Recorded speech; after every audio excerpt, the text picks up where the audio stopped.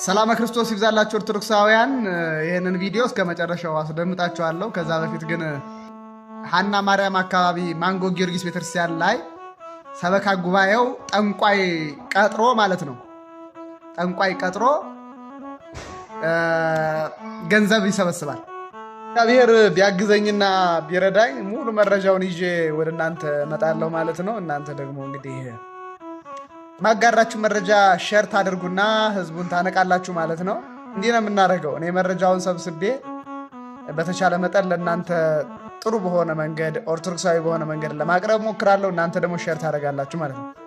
እና እዚህ ማንጎ ጊዮርጊስ የሚባል ቤተክርስቲያን ላይ እንግዲህ በፎቶ እንደምታዩት አዲስ ህንፃ ቤተክርስቲያን ነው። አዲስ የተጀመረ ቤተክርስቲያን ነው። ሐና ማርያም ነው ያለው። እዚህ ሰበካ ጉባኤው እንግዲህ ጠንቋይ አስቀምጧል ማለት ነው። ያስቀመጣት ጠንቋይ ምንድናት ካላችሁኝ ጸበል የምትመራ ናት። ለመግባት 1700 ብር ትከፍላላችሁ። የሀገር ቤት ሰው ከሆናችሁ ደግሞ ወይም ደግሞ ድሃ ከሆናችሁ 700 ብር ምናምን ትከፍላላችሁ። ብቻ ምን አለፋችሁ ከሴትዮዋ ጋር ለመገናኘት እንዲሁ ዝም ብላችሁ አትገቡም ማለት ነው። ገንዘብ ከፍላችሁ ነው የምትገቡት። የሰበካ ጉባኤ ስራ አስፈጻሚዎች እውቅና ሰጠዋታል ብቻ ሳይሆን አብረዋት ነው የሚሰሩ።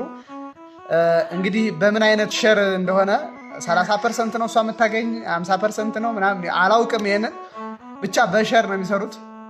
በከፍተኛ ውንብድና ነው የሚፈጸመው። እዚያ አረጋግጬ ነው የድምፅ ቅጂ፣ የቪዲዮ የተለያየ ማስረጃ እንግዲህ አግኝቻለሁ። ሰዎች እዛ ሄደው ምን አይነት ውንብድና እንደተፈጸመባቸው አቤቱታ ያቀረቡበት የድምፅ ቅጂ ሁሉ አለኝ። ይታወቃል አሉ። በሚገርመው ይታወቃል፣ ትታወቃለች አሉ። እና ቅድስት አርሴማ በቃ ላይቭ ትታየኛለች ትላለች አሉ። አሁን ያው አርሴማ እያነጋገረች ነው ትላለች ማለት።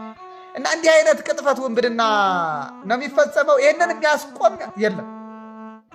የአዲስ አበባ ሕዝብ የዋህ ነው። ኑሮው በጣም ከብዶታል። ደዌ በዚህ በኩል ያሰቃየዋል። እንደኔ በጣም ሲጨንቀው፣ በጣም ሲከፋው፣ በጣም ሲደብረው የት ነው የሚሄደው? በቃ እንደዚህ ፈውስ አለ የሚባልበት ቦታ ላይ ሁሉ ይሄዳል ማለት ነው። ቤተክርስቲያን ላይ ሲሆን ደግሞ የበለጠ በጣም ያታልለዋል።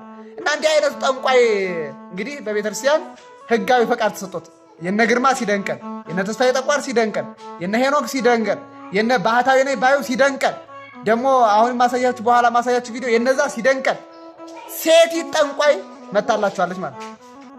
ጠንቋይ የሚቀጥር ሰበካ ጉባኤ እንደዚህ አይነቱን የቀኖና ቤተክርስቲያን ጉዳይ ያስተካክልልናል ብሎ ማሰብ ዘበት ነው። ካስተምህሮ አንጻር የዚህ ሰውዬ ጉዳይ እንዴት ይታያል የሚለውን መጨረሻ ላይ ሀሳብ ሰጣለሁ። እና ይሄን የመሳሰለ ነገር ሁሉ ነው ያለው። እኔ መረጃውን አጋራችኋለሁ። በጸሎታችሁ አስቡኝ። ገብረስላሴ ነኝ። እስቲ ዛሬ የመጣሁበትን ጉዳይ ላሳያችሁ። ሲለቅ እንደዚህ በእንደዚህ አይነት ሁኔታ ሰብስቦ ከሰውነት የመውጣት ባህሪ ያለው ምልክት እንደዚህ ያመጣል፣ ይበልዛል። እዚህ ጋር ሲሆን በጣም ብልዝ ሆኖ ነው የሚመጣው። ይሄው እንደዚህ ይሄ ምልክት እንደምታዩት እንዳለ እንዲህ ሰብስቦ ይመጣል። ይሄው ይሄ ምልክቱ ነው እንዳለ ከሰውነት ላይ ሊወጣ ሲል አበልዞ የመምጣት ባህሪ ያለው። እግዚአብሔር አምላክ የምሕረቱን ቃል ኪዳን ያድልሽ። አሜን አሜን። ቁጭ በሉ እናቶች ቁጭ በሉ። ነይ አንቺ እግርሽ ገና ነው። ስራ ገቢ ነሽ አሁን? ዘጠኝ ሰዓት ይወጣል ለሊት። አይ 9 ሰዓት እኛ ቆመን ያደርነው ታዲያ ምን ትላለሽ? እናንተ መስራት እና በዚህ ጋር ልጄ እንደምታየው በእንደዚህ አይነት ሁኔታ ነው እንግዲህ ከሰውነት ላይ የሚወጣው ይታያል። መቼም ይኸው አያችሁ አይደለ?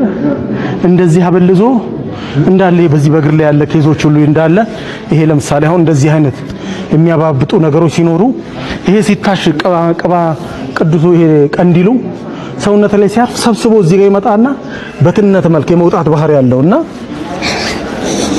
እዞሽ ቆይ አይዞሽ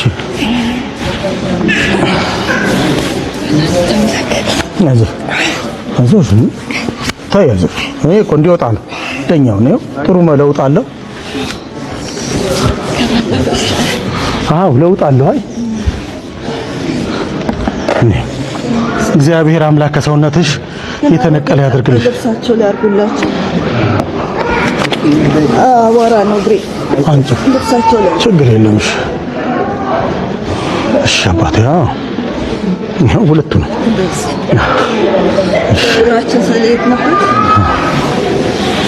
እግዚአብሔር አሁን እግዚአብሔር ወልድ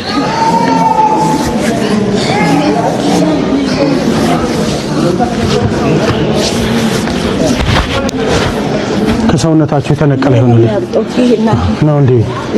እዚህ ላይ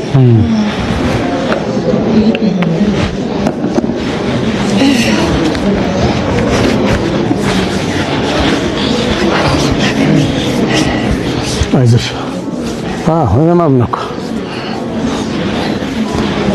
ተነቀለልን ያረክሻት አንቺ እኮ ይሄ አሁን በጣም የመንፈስ እንትን ነው። እንደዚህ ብታርጎ የሆነን ሲል በቅባቱ የመውጣት ባህሪ አለ።